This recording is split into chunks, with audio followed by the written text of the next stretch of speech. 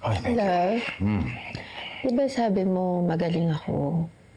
Sabi mo, mabilis naman ako matuto. Of course, of course. Di ba naniniwala ka naman sa kakayanan ko? Naniniwala talaga ako sa'yo. Alam mo bang you have the characteristics to make it big? Oh, yeah. Alam mo, hindi madali ito. Tignan mo si Gina. It took her several years. Pasikot-sikot siyang pinag-aaralan niya yung marketing, advertising, yung inventory ng supermarket. Hindi madali. Pero ikaw, ang bilis, ang dali lang. Very impressive. Very Thank impressive. you, love. Thank you. Nakikita mo yung mga sakripisyo ko para tulungan ka. Nakikita ko. Alam mo, pinag-uhusayan ko talaga kasi gusto kong pagkatiwalaan mo ko pag dumating na yung araw na mag-decide ka magpahinga. Maasahan mo ko.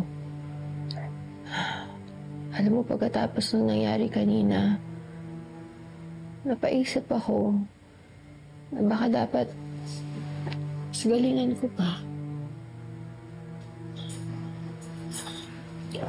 Love, natatakot kasi ako sa sinabi ng doktor.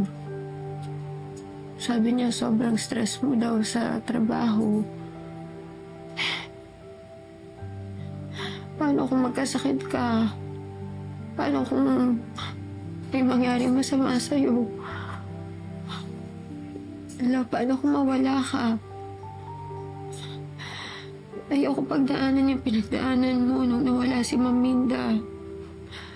Love, sobrang sakit mo. Hindi ko kaya yun.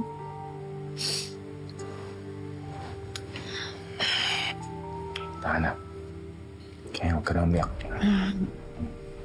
Alam mo, kung meron man tayo na-realize sa pagkamatay ni Ma'am Minda, yun ay maiksi lang yung buhay. Kaya sana alagaan mo naman yung sarili mo, love. Yeah. Alam ko mahal mo yung business mo. Pero, kailangan kong sabihan to bilang isang asawa na nagmamalasakit sa'yo. Ano kung magpahinga ka na kaya? What if mag-retire ka na kaya?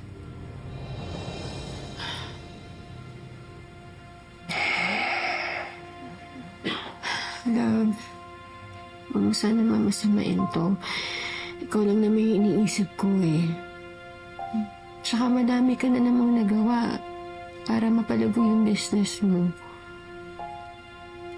Hayaan mo lang ako na yung mag-alaga sa pinaghirapan niyo ni Ma'am Minda. Actually, naisip ko na rin mag-retire. Pero iniisip ko siguro ang pagkatapos na lang ng anniversary celebration ng supermarket natin. Pero pagkatapos kong pakinggan ang mga valid points mo, I think I'm going to retire earlier. Ibig sabihin ba nun? Well, naisip ko na dapat ipaubaya ko na sa'yo at kay Gina ang pag-aalaga ng ating supermarket. Pero huwag mo muna sasabihin na kahit na kanino. Gusto ko maging secret ito and surprise sa kanila. Promise. Wala makakaalam. Kanamya ka.